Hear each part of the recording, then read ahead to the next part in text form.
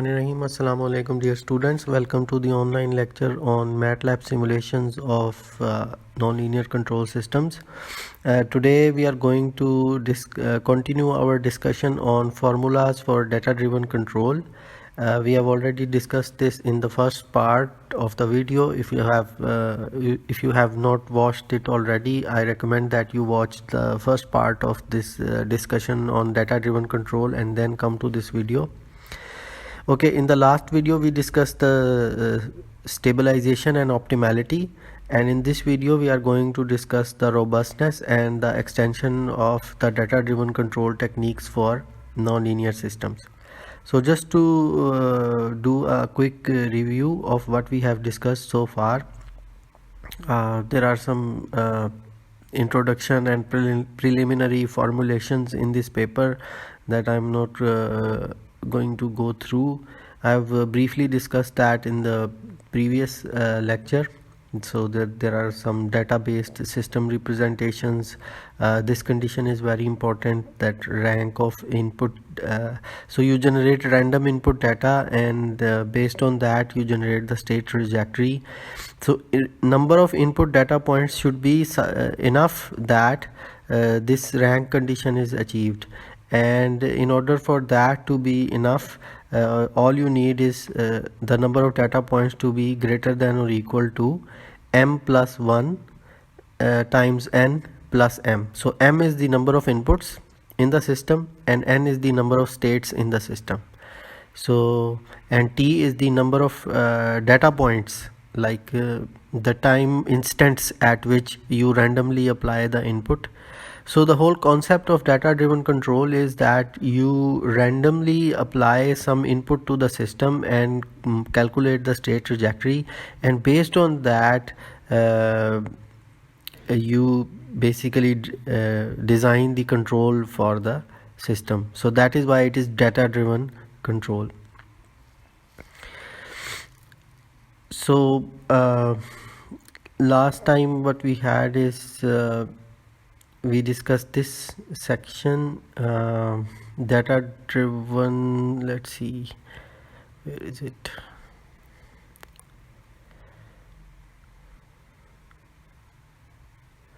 Yes, this was the first design of control law that we discussed last time. This is the rank condition that I was discussing, that you have to have enough number of inputs so that the rank of the state generated from that input and the input itself, that matrix has n plus m rank. Then Q matrix satisfying this linear matrix inequality. You find the Q matrix by solving the CVX problem, and then you plug in the Q matrix into this formula and you find the control gain. So this control we implemented in the last video on this example. So we took the example from the paper and we implemented using the CVX tool for t is equal to 15. Here is the code for that. So this is the code. We write down A and B matrices, the K matrix from the paper, and then we verify that the control designed in the paper has eigenvalues within the unit circle or not. And then we design our own control by, first of all, random inputs, and then this is just initialization of the state variable, the variable in the program that is going to be used as a state. This is the initial input, and then we calculate the first value of the state, and then in the for loop we calculate all the subsequent values of the state by xk plus 1 is equal to axk plus buk. Then we determine the x0 and x1 that are in this formulation.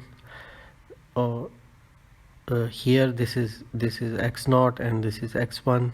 So this is generated from the states, and then we just apply this CVX.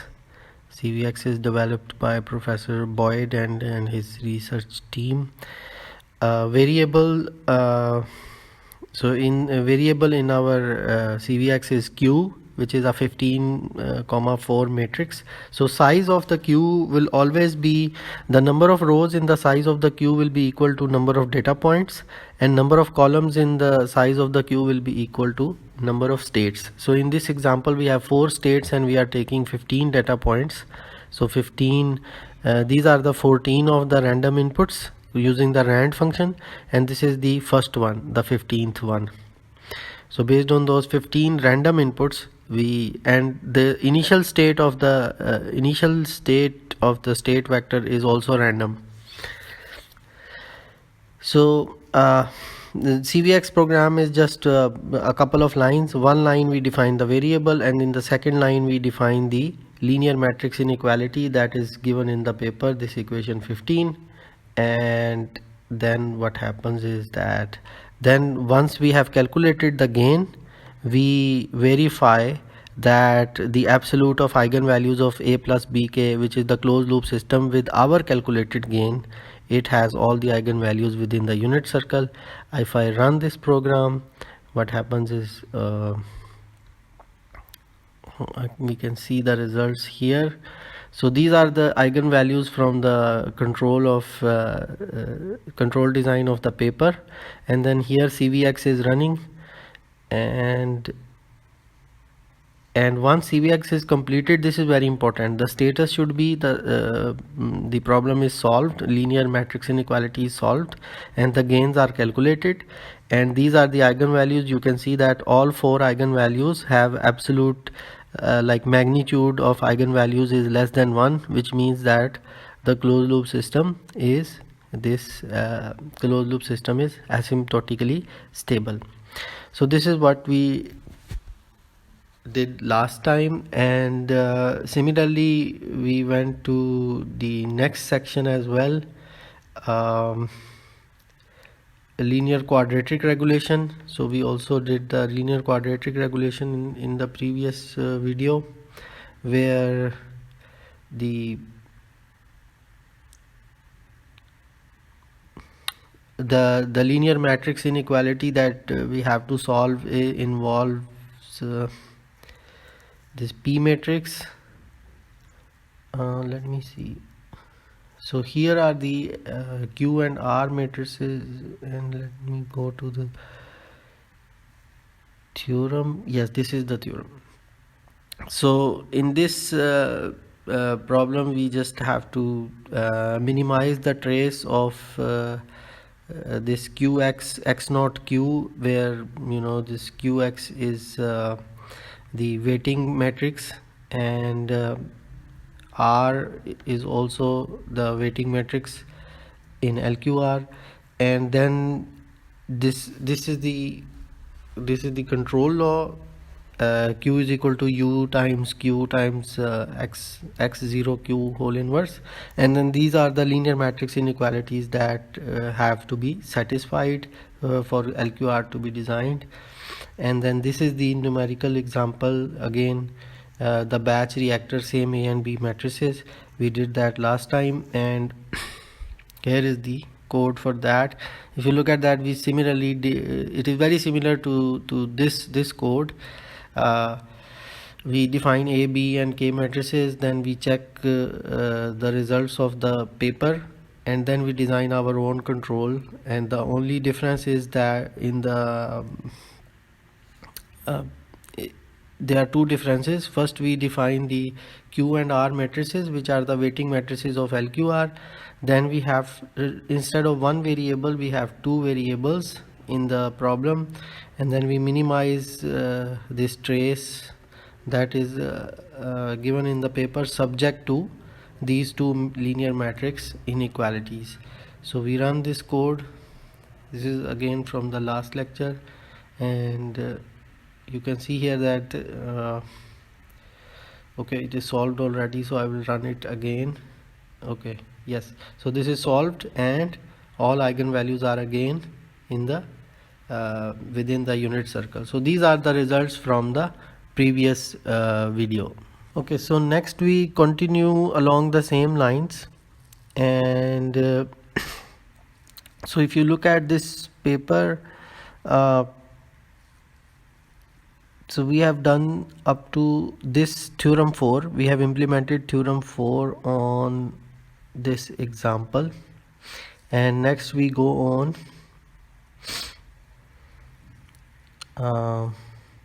again the number of data points that you need is t is equal to m plus 1 times n plus m.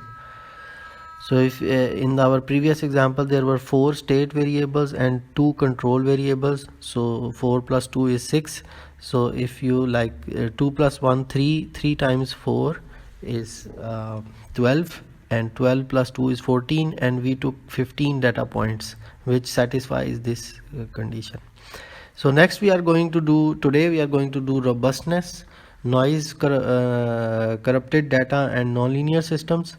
So for example, the concept of noise is that instead of the state x, if you are able to only measure the state x plus wk, where wk is the noise in the system or the sensors, then what happens is that instead of x you have x plus w.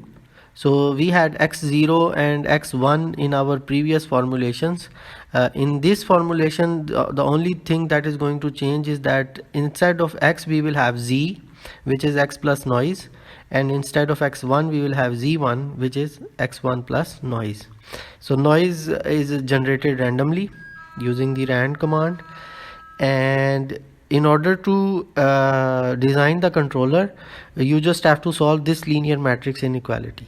If you compare this linear matrix inequality, this is like z0 q, z1 q, q transpose z1, and z0 q.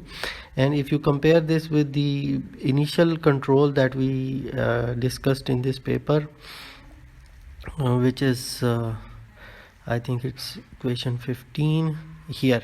So this is x0 q, x1 q, and q transpose, x1 transpose, and x0 q. So this is basically, instead of x you replace it with x plus noise, which is z, and you get the control for noisy data. So let me go back to this robustness section. So all we have to do is sort of doing it like this.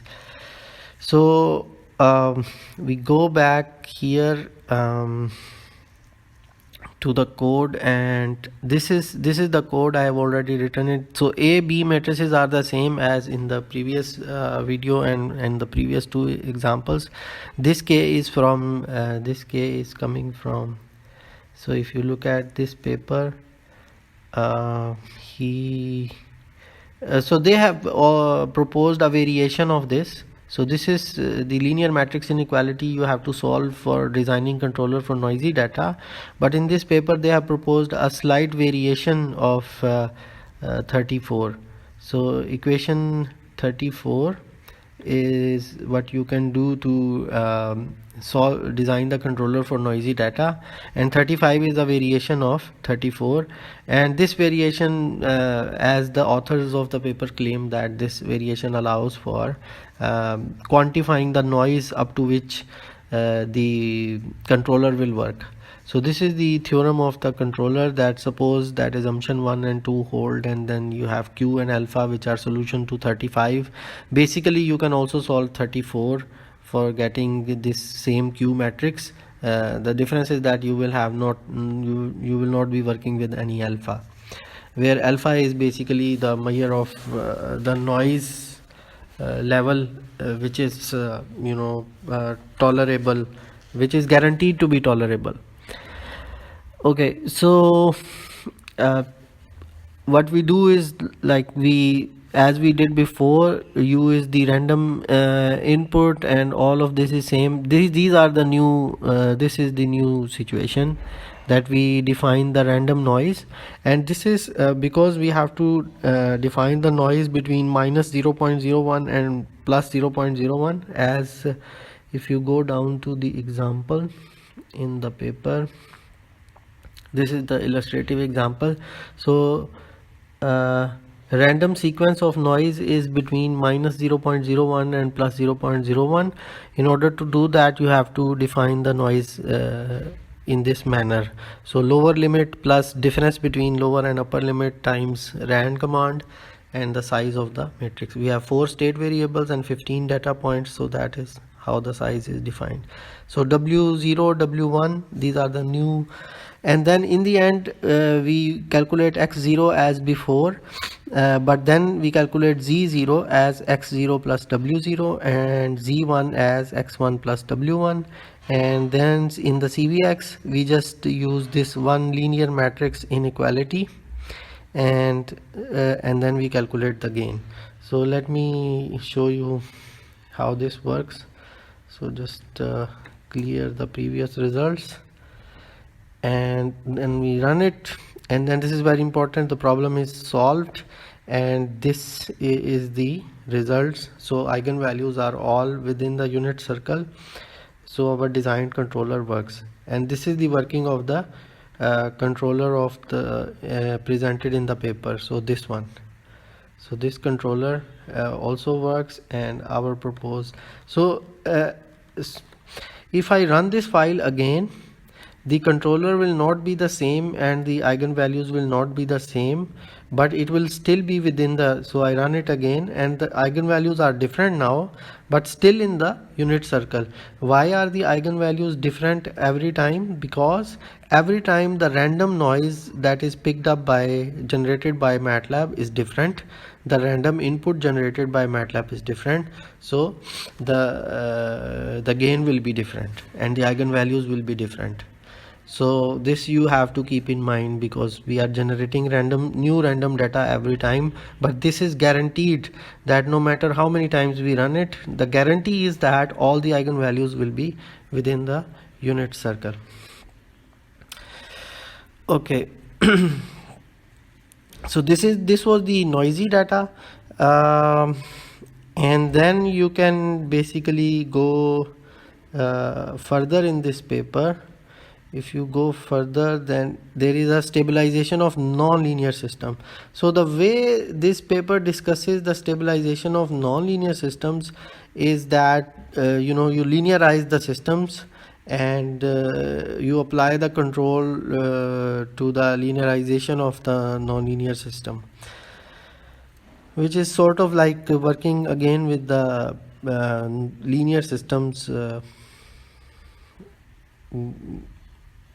So this is the result, that they say that you have to for nonlinear system you have to solve this linear matrix inequality and this linear matrix inequality, and K will be designed using, this is the same equation that has been used throughout the paper, and this linear matrix inequalities are exactly the same as those in equation 35. So if you go back to 35, so these are the same as those in 53, but instead of z0 and z1 there is x0 and x1. So that means that instead of the 53 equation version of 35, you can also use this linear matrix inequality for nonlinear systems. The only difference is that there will be x0 and x1 instead of z0 and z1, because that the equation 34 is much simpler than 35. 35 does give you the let me show you these. So they say that we formalize these considerations and focusing our attention to a slightly different formulation, which consists of finding a Q matrix and a scalar alpha, this and we consider the formulation 35 because it makes it possible to explicitly quantify the noise level for which the solution returns the stabilizing controller. So but this quantification, if you go to the numerical example, they have already told you that the alpha condition is not satisfied and still the controller works, which means that that is conservative estimate. So this alpha is basically a conservative estimate of what kind of noise level can be tolerated. In reality, the noise level that are in practice, the algorithm systematically returns stabilizing controller for noise of the order -2, whereas the condition requires the noise to be of the order 10 raised power -4. So 2 orders of magnitude larger noise is tolerated by the system. So you see that this noise is of the order 10 raised power -2, and which is much larger than the noise level that is tolerated by the inequality. But anyways, so this was something. So this is for nonlinear systems. So if you go further into the paper, there is an example. So this is an example of discretization of inverted pendulum, and for this we have this A and B matrices after linearization, and they have already given you the control and the noise. We will also check this control and over this system, but we will also design our own control using the method that is given in the paper. So this is, let me see. So this is the A and B matrices from the paper. If you go, if I do this, so this is 1.1, 0.98, 0.99. So this is the A matrix. This is the B matrix, which is this one. This is the K, which is this one. And then you have you can first check the results of their controller, and then you can define. So in this example, they say that the control input, so the initial condition is within -0.1 and 0.1. Input sequence with t is equal to 5 is within -0.1 and 0.1. So that is why this has been defined like this. And initial condition is also between -0.1 and 0.1, and then you do the same, but the number of steps, the number of data points in this case is less because the number of states and number of inputs is less. So remember that m plus 1 times n plus m, that condition for determining how many data points you need for a particular problem. So then we have the same code as before, except that the A and B matrices are different and number of data points are different. And then we have this variable Q, and then this linear matrix inequality. I have done this with just one inequality, and so if I run this, let me make this result, so clear the previous results and run this. So if you run this, then you can see that the eigenvalues for our designed, this is our designed control, and the eigenvalues of our designed controls are within the unit circle, and the eigenvalues of their control is also in the unit circle. So if I run this again, the eigenvalues will be slightly different, control will be slightly different, but still the working is the same. I can run it one more time and so on. Okay, so then this was the nonlinear part, and the last but not the least, input output data, the case of single input single output system. This is an interesting formulation of input output systems and design of control. So what they do is they have a system of this type, yk is equal to yk plus an yk minus 1 plus an minus 1 yk minus 2 and up to so on a1 times yk minus n. These are some output data points, and these are some input data points, and their coefficients a1 a2 an and b1 b2 bn. So this is input output representation of a linear system 56. I think they have a much simpler one as well. Yeah, I think this is the one, this is the simplest one. So this is just an input output representation. They convert this representation into state space in this manner. So these are the coefficients of the output, and these are the coefficients of the input, and these are all zeros and ones, and they have filling matrices. And since we are designing the controller and we are only concerned with the A and the B matrix is all zeros, and in the end there is one. The size of the A and B matrices, they do matter, because you know this is the if n is the number of data points of the input output system, then this size is going to be like 2n number of columns, and similarly the number of rows will also be 2n. So this is going to be a huge state space system, and for that they have some theorem. So this is the closed loop representation of the same system, where C and D are the coefficients of the control. So C and D are the coefficients of control, and then this is basically A plus let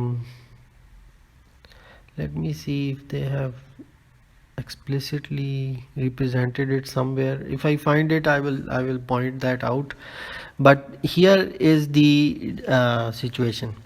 So we have x hat 1 in this case, and this is it, D and C. As I was saying, that C and D are the coefficients in the controller, in the control gain.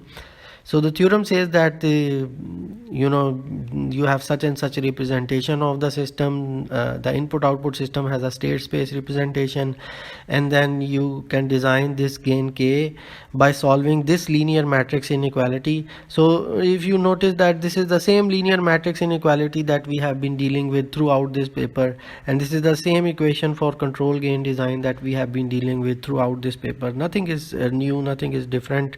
So once you figure out one of the control designs, you can figure out all of them. All you have to the new thing is that this formulation of the state space, this formulation, you have to understand that how they have generated this. So I will present this example of numerical example, and then hopefully it will be somewhat clear, and then you can work yourself to make your concepts even stronger. So this is illustrative example from this reference 45, and then they have given us the data points, the coefficients of inputs and outputs, A1, A2, A3, A4. So they have like 4 input data points and 4 output data points, B1, B2, B3, B4. These values are given to us, and all we have to do is plug in these values into this state space system. So here A1, A2, A3, A4 and B1, B2, B3, B4 are given, and we have to formulate this matrix, and then we will design the control. So control gain is also given here. So we will verify their given control gain, which is, where is it? Here. This they have given this control gain has a single row of 8 values. So this is C1, C2, C3, C4 and D1, D2, D3, D4. And these are C and D in the paper, and they have also given the closed loop matrix, that is this one. Where is it? Okay. You have to go there, this one. This is the closed loop one. Okay, so let's go to our code for this problem. We go to the input output. So here we have to compare this with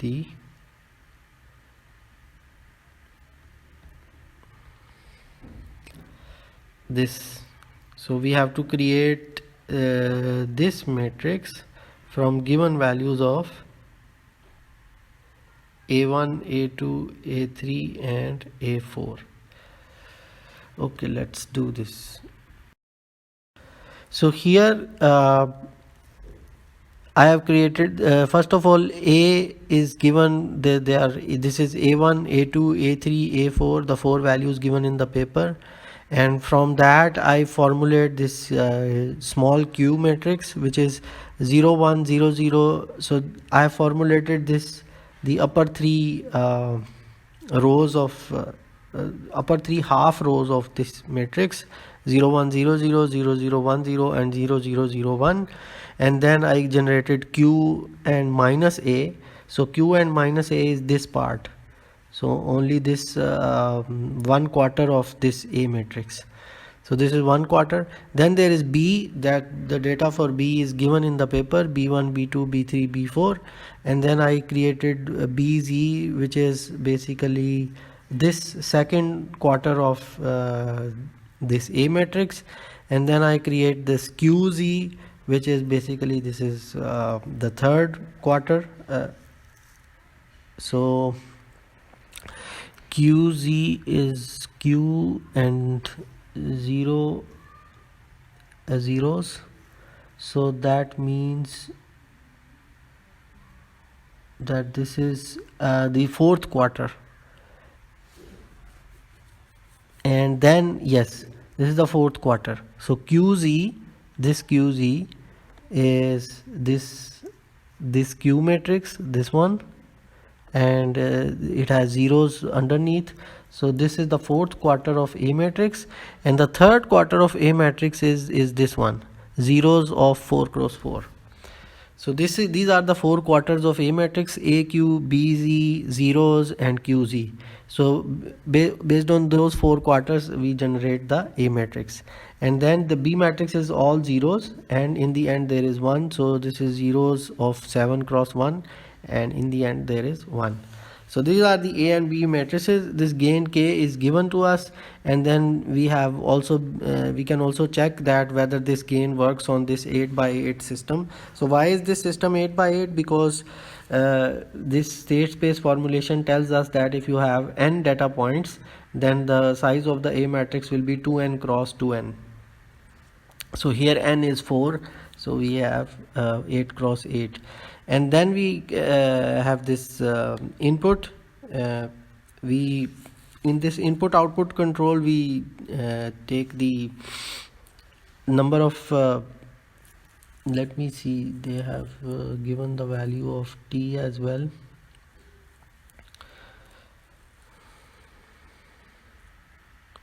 So if you go to the illustrative example, and there t is equal to 9, so capital T is 9, so we are going to generate 9 random inputs, and so these are the 8 of them, and this is the 9th one.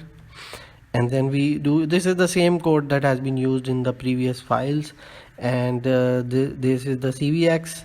We solve this linear matrix inequality, and again size of the Q matrix is number of rows is equal to capital T, the data points, and number of columns of Q is equal to the number of states, and then we design our own control. So we can check this. First of all, we clear the previous results, and then we run it. So here you can see that, let's see, the problem is solved. This is the message by CVX, and then all of the 8 eigenvalues of the closed loop system are within the unit circle. This is the control that we have designed in our code, and this is the result of these are the eigenvalues from their controller, which is this one. So these are the absolute eigenvalues of this is the control that is given in the paper, and this is the control that we have designed. So I can run it again.